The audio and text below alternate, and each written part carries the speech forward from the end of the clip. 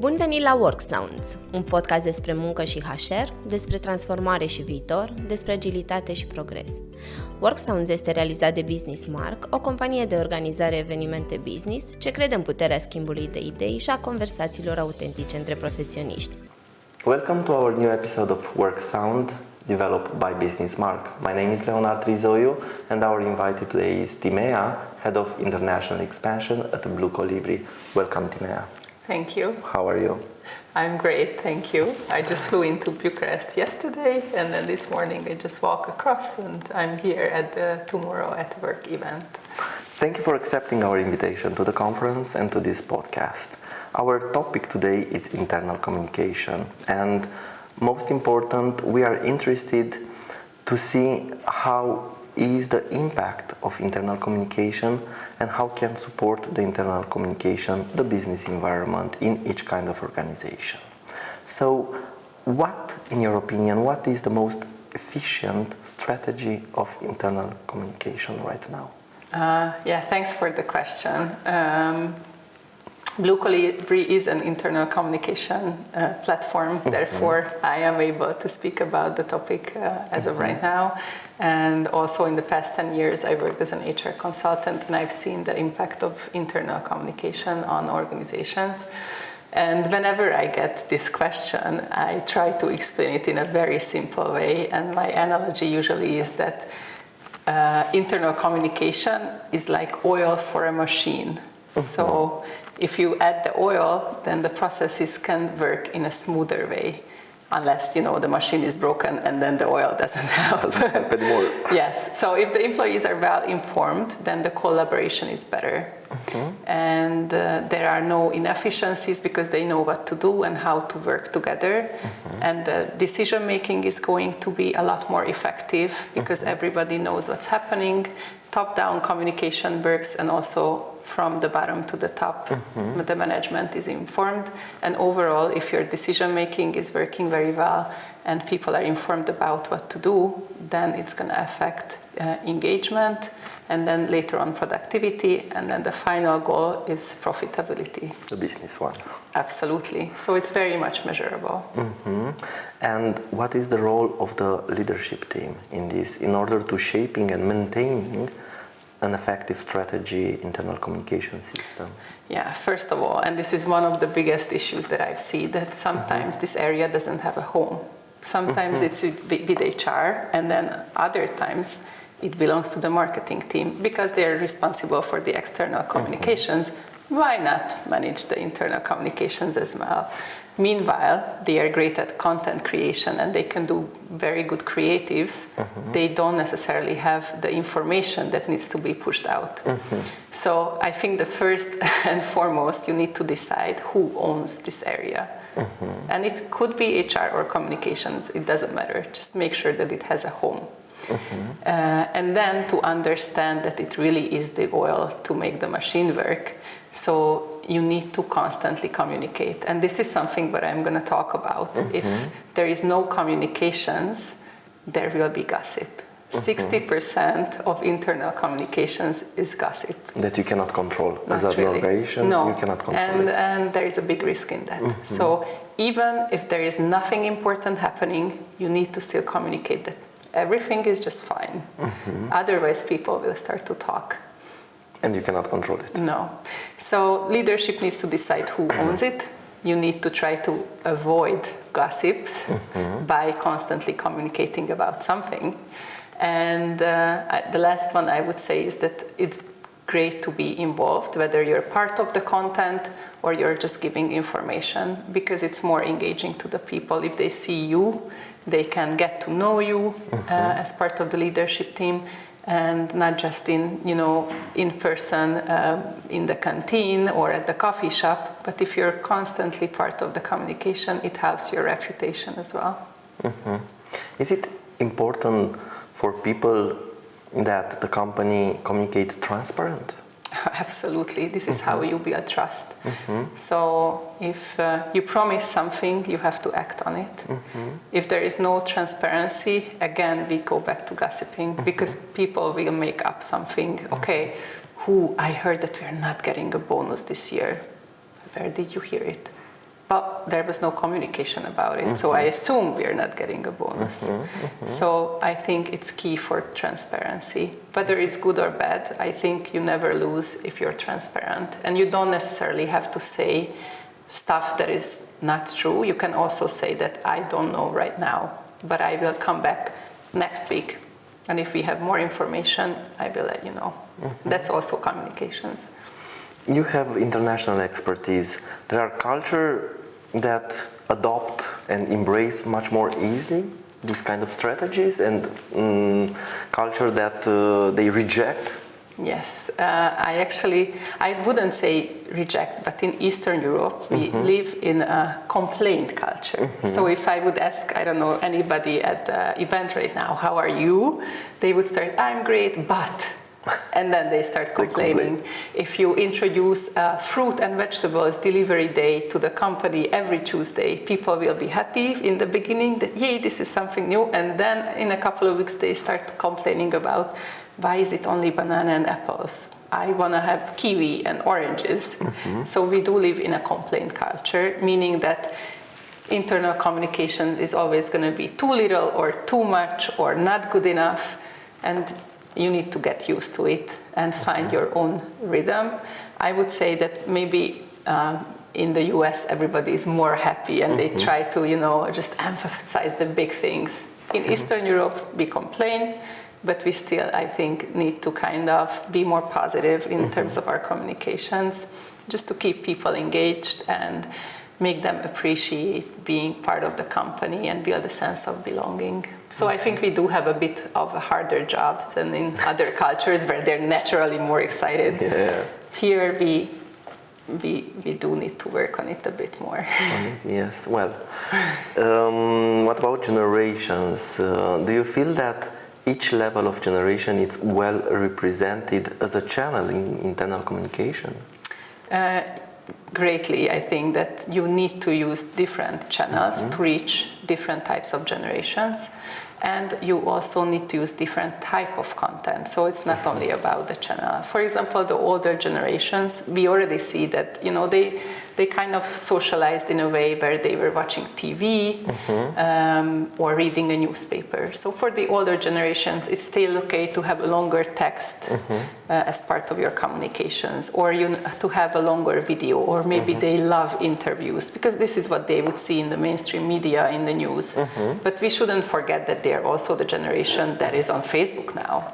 So they're used to scrolling, and every time somebody is trying to convince me that, our workforce is a bit older, I'm not sure if we can introduce a digital communications platform. And I always tell this story that we have a client, a manufacturing company, where they do have a lot of older people.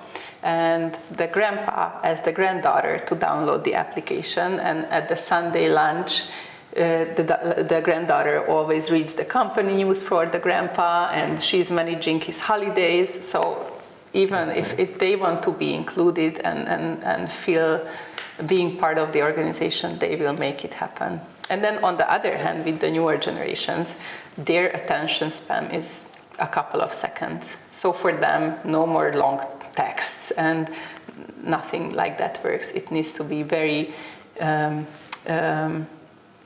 very effective in a way, whether it's just a photo with a short comment, or just an audio, even an audio message, and that works so well. Or a TikTok type of video that would be useful for them. And then they grow up in a period where everything is on demand.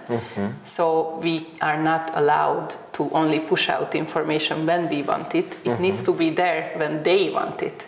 So similar to Netflix or Spotify, it needs to be on demand. Exactly. Is Blue Colibri putting at the service for all generation, all type of channels? Yes, and I think this is what differentiates us on the market, that we try to build a platform where you can be very much targeting your audience.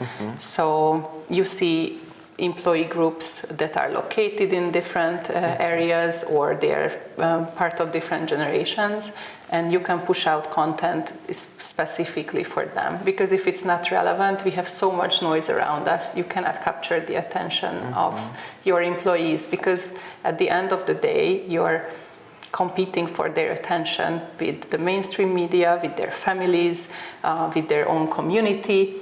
So it needs to be relevant, because if it's not and it doesn't give them any value, they're not going to read it. They're not going to change their behavior based on your communications. Very interesting. Is there any studies about who is much more present in the social media?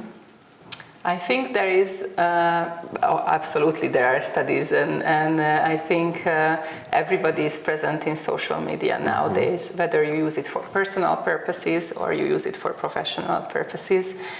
We see differences in terms of what platform is targeting what kind of age groups, but we built New Colibri in a way based on actually our research that it is a hybrid solution.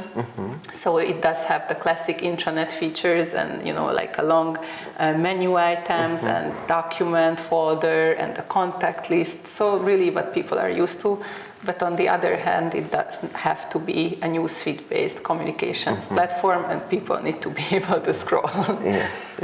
And the key is the searchability, because this is something I don't think that social media is good at. That if I'm really looking for some kind of information, and this is the main differentiator here, we plugged in ChatGPT, and it is the search assistant. So if I type in something that I'm looking for, it can look into your internal content, whether it's an e-learning material or a news that you shared about something, and it gives you a short answer. What are the challenges to implement these projects, Blue Colibri, inside of the organization you are working with? Sometimes it's related to one of the first questions that you asked to me, whether the leadership understands that this is a must-have thing. Because a lot of companies still see HR digitalization as a big challenge, and they usually just start with an HRIS tool or a payroll tool, and then they're stuck there. So if we got that done, that was already a heavy project, and it needed a lot of effort from the HR team. If we go into communications or e-learning, then it will be very much of a lot of effort for the entire team. So this is one challenge that we start with, and sometimes they have a hard time understanding why do we need again one more tool. And the reason for that is that they used to have something coming from the HQ for maybe recruitment, so we have an ATS system. Now we have a learning system, but we need something for engagement, and Teams is not effective with our non-desk employees because we cannot afford to buy a Microsoft seat for $11 because that's not reasonable. Then what do we do? And this is a problem that we try to solve, that we included the features for internal communications, e-learning and onboarding, and then HR administration and community building in one platform. And that's even better for your employees as a user experience, because they don't need to open 10 different type of platforms just to get through one workday. How was impacted the internal communication during pandemic time when we work from home, and after during the hybrid? That's a great question. That's where our sales took off, because during the pandemic everybody realized that I need to communicate, I need to make sure that the people know that their work is safe, but we need to make a lot of arrangements if we need to send people home. Imagine that the only tool that, for example, manufacturing companies had, that they put out a sign on their fence saying that maybe we will reopen soon. And people would walk next to the factory to see, what's happening. Then they realized, maybe we can reach these people in Facebook. But then, is that safe?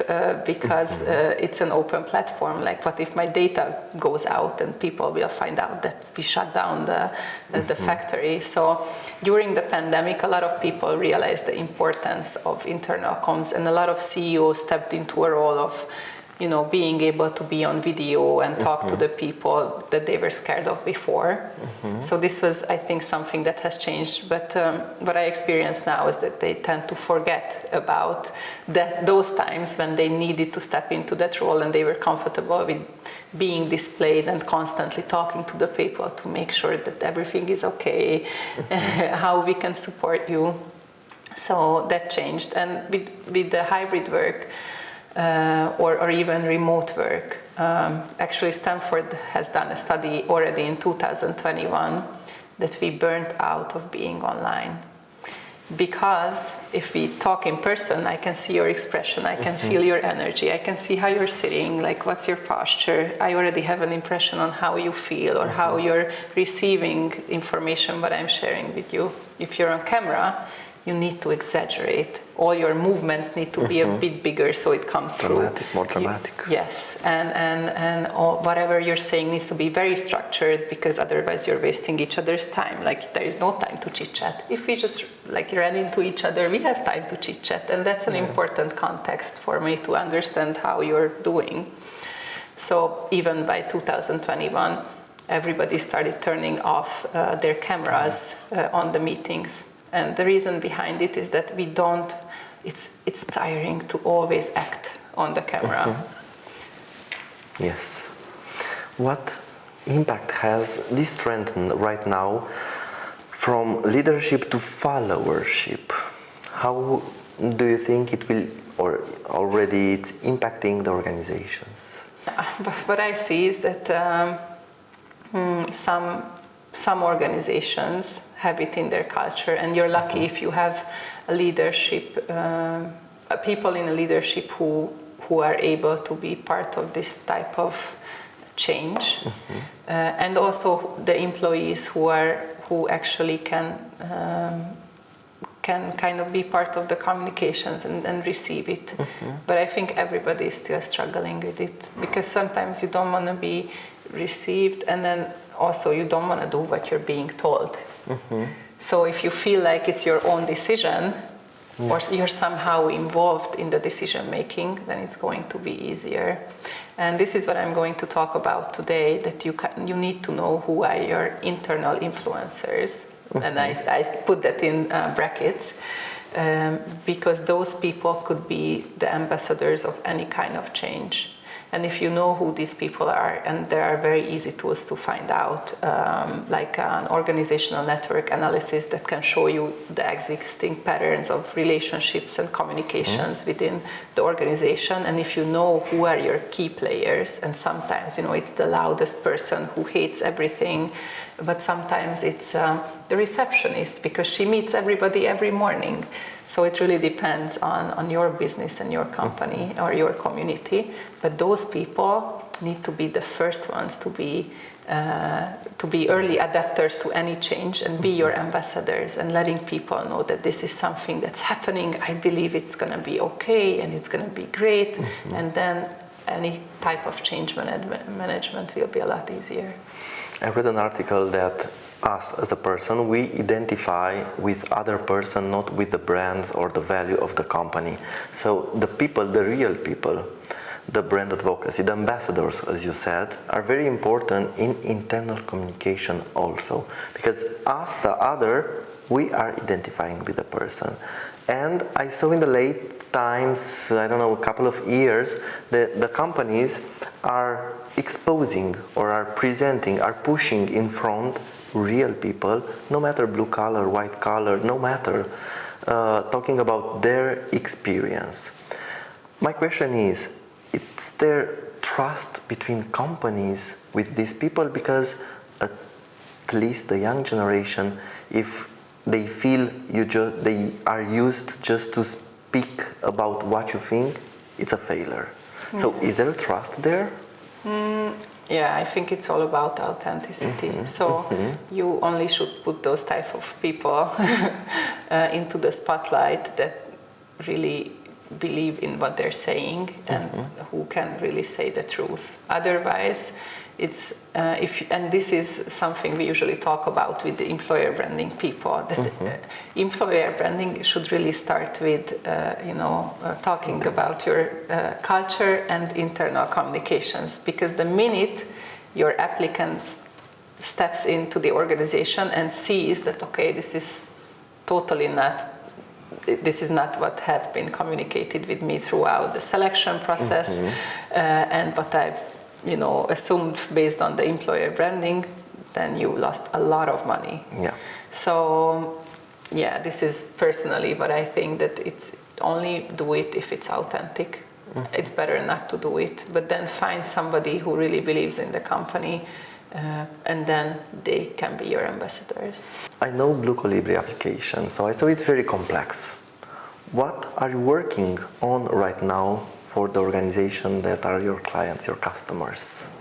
A lot of things that we are redoing or revamping or even making it better are related to automation.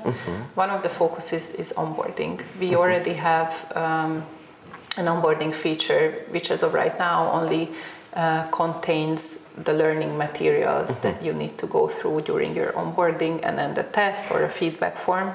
Right now we're going to add some workflows.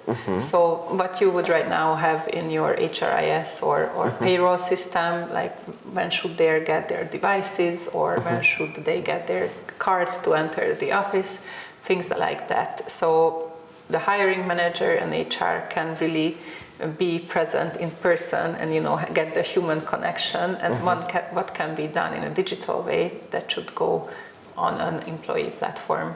This is one thing. The other one is community building, and this is really coming from companies that they have a lot of benefit platforms, but people don't know about the benefit opportunities.